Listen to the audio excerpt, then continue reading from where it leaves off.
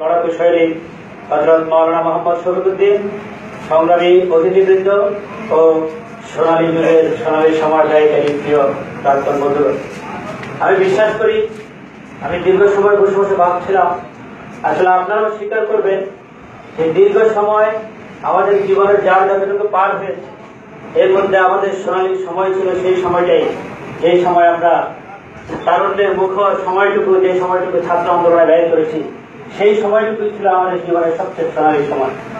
আমি ব্যক্তিগতভাবে বিশ্বাস করি এবং আমার ধারণা আপনারা একমত হবে।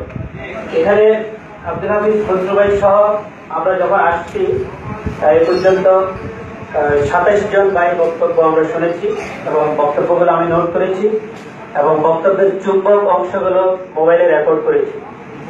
এর মধ্যে যে নির্দেশগুলো পাবো সেগুলো আমরা ছাত্র পুলিশকে দিব, আর এর মধ্যে খেলাফত পুলিশের কোনো কিছু যদি থাকে সেটা সাংগঠনিক সম্পাদক হিসাবে ব্যক্তিগতভাবে আমি সেটা কোথাও করার চেষ্টা করব। শফিক ভাই বক্তব্য রাখবেন, আমি সময়টুকু শফিক ভাইয়ের হাতে ছেড়ে দিচ্ছি। আমি শুধু একটা কথাই বলবো যে আল্লাহ রাব্বুল আলামিন সূরা ফাতিরের এই আয়াত দিয়ে যেটা বলে দিয়েছেন যে মানুষ যদি আল্লাহর কাছে পছন্দনীয় ভালোবাসার জিনিস শুনতে চায়, এই বক্তব্যের উত্তর যদি পেতে চায়, তাহলে তার উত্তর একটাই, সেটা হচ্ছে সে আল্লাহর রাস্তায় তার জীবনের মূল সময়গুলো, আল্লাহর রাস্তায় জিহাদের কাজে যৌবনের সময়টুকু, জীবনের সময়টুকু আল্লাহর রাস্তায় দিবে এবং আল্লাহর জিহাদের পথে ব্যয় করবে। এটাই হচ্ছে সবচেয়ে পছন্দনীয় কাজ আল্লাহর কাছে। একজন মানুষ, সে ছাত্র, এই সময়ে তার কোনো কাজ করার সময় নাই, কোনো বাজার করার সময় নাই, কোথাও যাওয়ার সময় নাই, কিন্তু সে যদি আল্লাহর কাছে পছন্দনীয় কাজ খুঁজে পেতে চায়, তাহলে তার জন্য হচ্ছে জিহাদ ফি সাবিলিল্লাহর কাজ। একজন সবচেয়ে ব্যস্ততম শিক্ষক, যার অন্যদিকে যাওয়ার কোনো সময় নাই, সেই ব্যক্তিও যদি খুঁজে পেতে চায় আল্লাহর কাছে পছন্দনীয় কাজ করতে, তার জন্য জিহাদ ফি সাবিলিল্লাহ সেই কাজ, সেই কথাই তার জন্য আল্লাহর কাছে পছন্দনীয় কাজ। একজন অসুস্থ মানুষ, সে যদি মনে করে আল্লাহর কাছে সবচেয়ে পছন্দনীয় কাজ করতে, তাহলে তার জন্য এই উত্তর।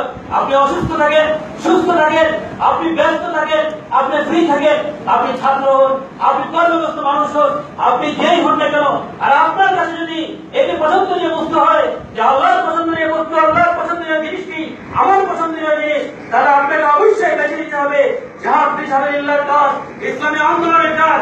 এটি জীবনের কোনো আংশিক কোনো কাজ নয়, এটি জীবনের একটি অংশের কোনো কাজ নয়। জীবনের একটি অংশ, যে অংশ আবেগের মধ্যে কাটিয়েছি, মনে করার কোনো সুযোগ নাই। জীবনের বিশাল একটি অংশ কাটিয়েছি, আবেগ প্রবণ ছিলাম, সেজন্য মনে হয় এই আন্দোলনে কাটিয়েছিলাম। এখন আমি অনেক বাস্তবতা বুঝি, এখন আমি অনেক বড় হয়ে গিয়েছি, এখন সুতরাং আন্দোলনের মূল সময় ব্যয় করার সময় আমার নাই। তাহলে আপনি আমার জীবনকে বরবাদ করে দিলেন। আপনি লক্ষ্য বুঝতে ব্যর্থ হয়েছেন, কারণ ইসলামী আন্দোলনের লক্ষ্যই হচ্ছে মূল মোটিভেশন। যে ব্যক্তি লক্ষ্য বুঝতে পেরেছে, তাকে নতুন করে আবার কেন মোটিভেট করতে হবে, নতুন করে তাকে বুঝতে হবে।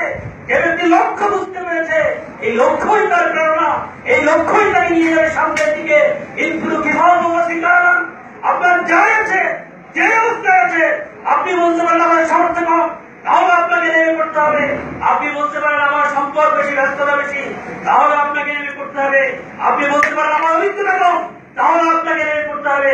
আপনি বলতে পারেন জীবনের লম্বা সময় কাটিয়েছে, আর না, না না, আপনাকে নেমে পড়তে হবে, না আপনি ব্যর্থতার পর্যবেসিত হবেন।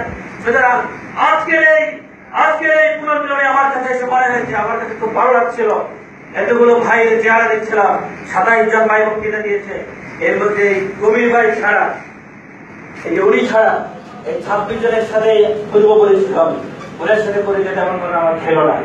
আর এখানে যতজন আছেন প্রত্যেকটা মানুষের চেহারাই ম্যাক্সিমাম আমার পরিচিত। যখন ছাত্র আন্দোলন আমি বিদায় নিচ্ছিলাম, তখন প্রশ্ন ছিল এই আন্দোলন কিভাবে চলবে। আজকে যারা মূল দায়িত্বে আছেন, এদের 2-1 ছাড়া কাউকে আমি চিন্তা না। প্রিয় ভাইয়ের আমার, সুতরাং ভবিষ্যৎ নিয়ে আপনার পেরেশান হওয়ার কোনো প্রয়োজন নাই। আপনি যে অবস্থায় আছেন, যে বর্তমানকে আপনি ধারণ করছেন, সেই বর্তমানকে ঘিরে আপনি আপনার দায়িত্বটুকু পালন করুন। ভবিষ্যতের দায়িত্ব আল্লাহ, সেটি তিনি পালন করবেন। তিনি জানেন কি হবে আন্দোলনে, তিনি জানেন আন্দোলনের ভবিষ্যৎ কোন জায়গায় যাবে। আপনি আপনার বর্তমানকে নিয়ে ভাবুন, বর্তমানকে আপনি নার্সিং করুন, বর্তমানকে আপনি পালন করুন, লালন করুন এবং এটাকে বেড়ে ওঠার মতো একটি পর্যায়ে রেখে দিয়ে যান। এরপর কি হবে সেটা কবরে বসে বসে আমরা এই সত্তার জায়গায় পেতে থাকবো। সুতরাং আসুন আমরা আমাদের বর্তমানকে ধারণ করে, আমাদের পিছনের অভিজ্ঞতাকে কাজে লাগিয়ে, আমাদের হাতে করে ওঠে আন্দোলনকে আমরা ভবিষ্যতের পানে একটি সমৃদ্ধভাবে এগিয়ে যাওয়ার জন্য সব ধরনের চেষ্টা প্রচেষ্টা সাধনাকে আমরা কাজে লাগাই। আল্লাহ রাব্বুল আলামিন আমাদেরকে কবুল করুন।